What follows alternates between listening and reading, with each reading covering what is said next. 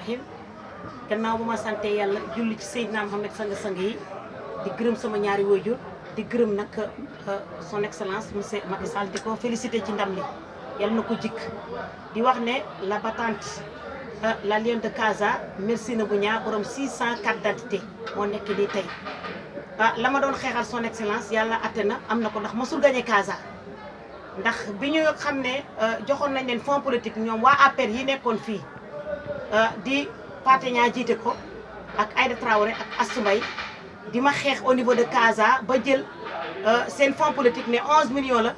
joxuñu ma ci dara 200 dirham lañ ma ci joxoon bi ma ñëwee ñu woote réunion ma ñëw ak sama carte d'identité ak sama parrainage je suis la seule personne bi nga xam ne moom moo parrainé au niveau de Casablanca ak li ko wër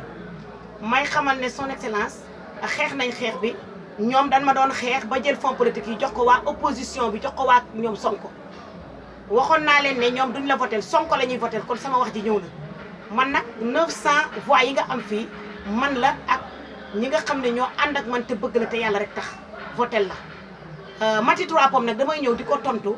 ci vidéo boobu ñu dugal muy wax damaa confisqué ay carte d'identité 600 carte d'identité may wax ne waxul dëgg man mii Seynabou Niang dama dul moromam su bëggee morom na ko uti moom la mu def ba nimeetul ñëw Sénégal man damay circuler partout su ma neexee tey ma dellu Sénégal kon am naa ndam nag ci au niveau de Casablanca dama bëgg moom ci wàllu boppam lépp lu mu wax ci audio bi waxul dëgg carte d'identité jour meeting bi ma doon meetinal son excellence jour boobu lañ ko distribuer mu ngi ci internet bi consulat woo na ma ne leen carte d'identité joxe nañ ko depuis meeting ba te loolu moo de woon réalité dëkk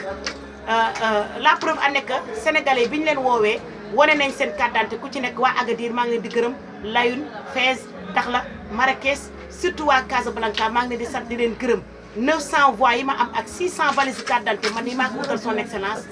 parce que xam naa ne ku baax la te dina àggali depuis 2017 laa leen wax ne son excellence 2019 dafay jëlaat pouvoir bi te incha allah jël na ko te yal na ko ndam di jig ñu jeunes yi nekk fii nag danoo sonn waa APR toujours bu ñu leen joxee fonds politique dañ koy lekk duñ jox kenn dara